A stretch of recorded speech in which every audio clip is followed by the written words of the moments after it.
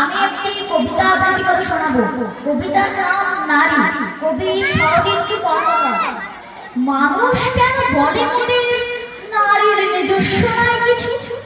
আমি তো দেখি জগতে চলে নারীর পিছু পিছু। বাপের ঘরে লক্ষ্মী আমি, স্বামীর ঘরে অন্নপূর্ণা, ছেলের ঘরে জননী আমি, আমি ছাড়া সংসার অসম্পূর্ণ। আমার থেকে আপন করতে আর কি কেউ পারে? বাপের ঘরকে ছেড়ে এসেও পরকে বাধা ধরে। গোত্র থেকে গোত্রান্তর যদিও আমি হই, তবুও যেন জননী রূপে সকল দুঃখ সই। ভারত মাতা সেও নারী, নারী জগদ্ধাত্রী। নারী হলো এ জগতের সবার জন্মদাত্রী। পুরুষতান্ত্রিক সমাজ তাই পুরুষকে বড় করে। জেনে রেখো সেই পুরুষকেই নারী গর্ভে ধারণ করে।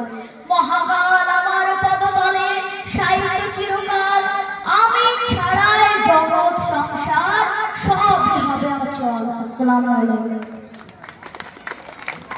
অসাধারণ।